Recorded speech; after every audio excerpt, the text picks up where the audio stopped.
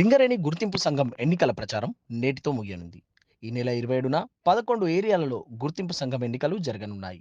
గతంలో ఎన్నడూ లేని విధంగా ప్రాతినిధ్య కార్మిక సంఘాలు హంగులు ఆర్భాటాలు లేకుండా ప్రచార కార్యక్రమాలు చేపట్టారని చెప్పవచ్చు. సింగరేణి వ్యాప్తంగా 13 కార్మిక సంఘాలు ఈసారి జరగబోయే ఎన్నికలలో పోటీపడి ఉన్నాయి.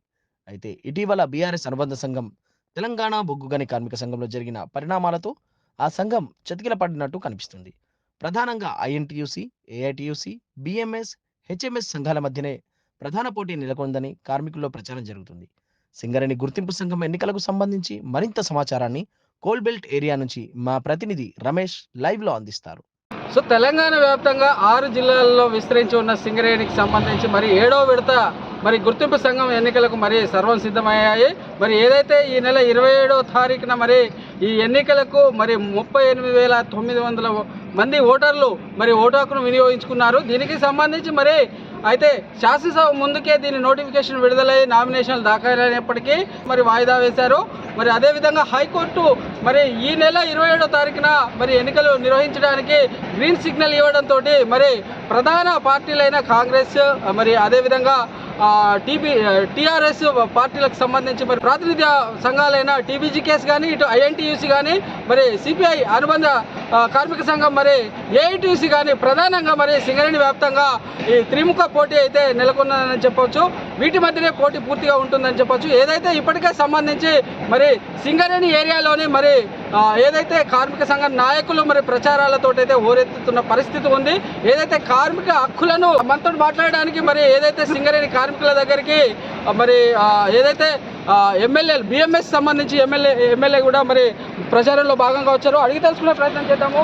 ఈసారి ఎలాంటి పోటీ ఉంది, హక్కుల ఉల్లంఘన ఎలా జరిగింది ఇంతకాలం నుంచి సార్ చెప్పండి. ప్రధానంగా సింగరేణి ఎలక్షన్లకు సంబంధించి వాయిదాల మీద వాయిదాలతో వచ్చింది. ఈ నెల 27వ తారీఖున మరి ఓటు హక్కును వినియోగించుకున్నారు. మరి ప్రధానంగా పోటీ ఎవరి మధ్య ఉండదని భావించవచ్చు? బిఎంఎస్ ప్రధాన పోటీదారుగా ఉన్నది. తప్పకుండా గతంలో ఏఐటీయూసీకి ఐఎన్టీయూసీకి మిగతా సంఘాలకు టీజీబీకేఎస్కు అవకాశం ఇచ్చారు. కార్మికులు ఈసారి తప్పకుండా బిఎంఎస్కి అవకాశం ఇవ్వాలని కోరుతున్నాం.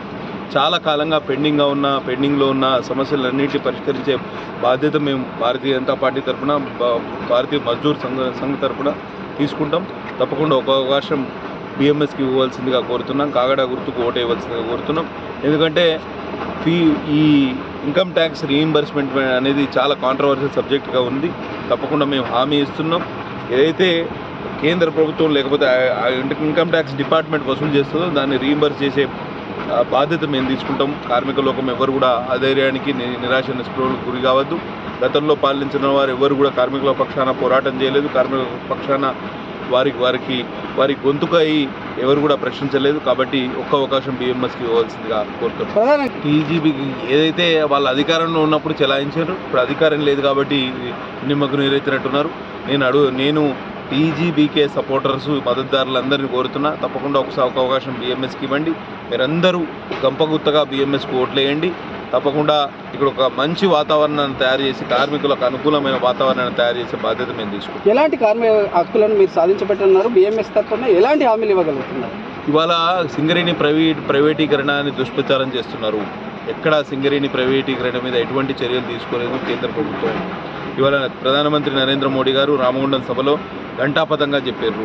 ఇవాళ 51% షేర్ హోల్డర్ అయిన రాష్ట్ర ప్రభుత్వం అనుమతి లేనిదే ఎక్కడా కేంద్రం ప్రైవేటీకరణ చేయజాలదు, చేసే హక్కు లేదు. మరి ఇటువంటి పరిస్థితుల్లో కేవలం దుష్ప్రచారాలతోటే 10 సంవత్సరాల కాలం గడుపుకున్న ఈ బీఆర్ఎస్ ప్రభుత్వం కానివ్వండి, యువతల బొగ్గుగని కార్మిక సంఘం కానివ్వండి, టీజీబీకేఎస్ కానీ వారి అన్ని దుష్ప్రచారాలను తిప్పికొడుతూ ఇవాళ కేంద్ర ప్రభుత్వం ఇవాళ కోల్ మైన్స్ ఎక్కడ ఉన్నా కానీ, మధ్య భారతదేశంలో ఉన్నా కానీ, దక్షిణ భారతదేశంలో ఉన్నా కానీ, తూర్పులో ఉన్నా పడమరలో ఉన్న అన్ని కోల్ మైన్స్ యొక్క సంక్షేమం కోసం ఇవాళ ఎనర్జీ ఎఫిషియెంట్ ఇండియాను ఇంధన సాధికారిత గల భారతదేశాన్ని తయారు చేయడంలో నరేంద్ర మోడీ ప్రభుత్వం గొప్ప కృషి చేసింది.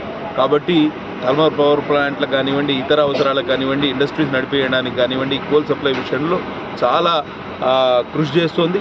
కాబట్టి ఇవన్నీ విషయాలను దృష్టిలో పెట్టుకుని ఒకసారి మీరు బిఎంఎస్కి అవకాశం ఇవ్వండి. తప్పకుండా సింగరేణి పురోభివృద్ధిలో కూడా మేము కూడా భాగస్వాములం అవుతాం. మాకొక్కసారి అవకాశం ఇవ్వమని కార్మిక లోకాన్ని వేడుకుంటున్నాం. సమస్యలపై కొట్లాడాల్సిన ఈ యొక్క ఓడిపోయిన టీజీబీకేఎస్ నాయకత్వం ఈ యొక్క ఆత్మహత్య చేసుకునే విధంగా కార్మికుల ఈ యొక్క సమస్యలు పక్కన పెట్టేసి వారు నమ్ముకున్న కార్యకర్తలను కూడా నడి సముద్రంలో పెట్టేసి వాళ్ళు కేవలం అధికారం ఎక్కడ ఉంటే అక్కడికి పోయిన సందర్భాలు మనం చూస్తూ ఉన్నాం. ఈ ఐఎన్టీసీ కానీ తర్వాత ఏఐటీసీ కానీ ఈ యొక్క రెండు సంఘాలకు వీళ్ళు రెండు భాగాలుగా విడిపోయి వాళ్ళ మద్దతు తెలుపుతున్న పరిస్థితి మనం చూస్తూ ఉన్నాం.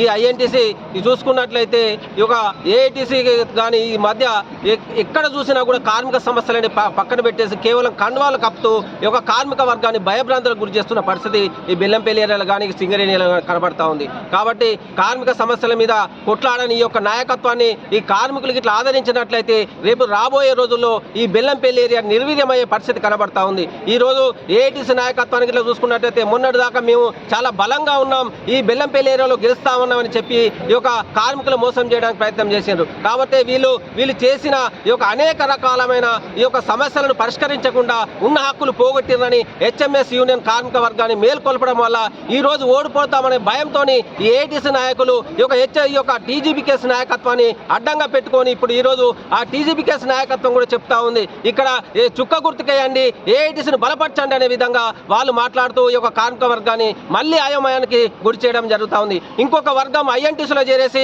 ప్రభుత్వం మాదే మేమే గెలుస్తామనే విధంగా కార్మికులను భయభ్రాంతులకు గురి చేస్తూ వాళ్ళు కండవాలు కప్పుతూ కార్మిక వర్గాన్ని అనేక రకాలుగా ఇబ్బంది పడుతున్న పరిస్థితి. కాబట్టి కార్మిక వర్గాన్ని ఒకటే విన్నవిస్తా ఉన్నాం, వీళ్ళు కేవలము ఈ యొక్క అధికారం కోసము ఈ యొక్క పైసల కోసము తర్వాత పదవుల కోసమే వీళ్ళు తాపత్రపడతారు కానీ కార్మిక సమస్యల మీద వీళ్ళు ఏ రోజు కూడా మాట్లాడిన దాఖలాలు కానీ ఇప్పుడు చేస్తామనే ఆలోచన కానీ లేని ఈ యొక్క నాయకత్వాన్ని వ్యతిరేకించేసి హెచ్ఎంఎస్ని బలపరిచినట్లయితే రేపు ఈ బెల్లంపల్లి ఏరియాను కూడా నిర్వీర్యం కాకుండా మేము చేస్తామని, అదేవిధంగా కార్మిక వర్గానికి ఎలాంటి ఆపద వచ్చినా మేము చూసుకుంటామని తెలియజేస్తా ఉన్నాం. సో మొత్తం మీద ఏదైతే ప్రధాన పార్టీలకు సంబంధించి అనుబంధ సంఘాలన్నీ కూడా మరి ఏదైతే బొగ్గుబావుల బాట పట్టాయి ప్రచారానికి సంబంధించి మరి కార్మికులతోటి మరి తమకే ఓటు వేయాలంటూ మరి వారికైతే కోరుతున్న పరిస్థితులు ఉన్నాయి. మొత్తం మీద ఈ రోజు సాయంత్రం 5 గంటలకల్లా మరి ప్రచారాలన్నీ కూడా ముగియనున్నాయి. 27వ తారీఖున మరి ప్రతి కార్మికుడు తమ ఓటు హక్కును వినియోగించుకున్న పరిస్థితులు ఉన్నాయి.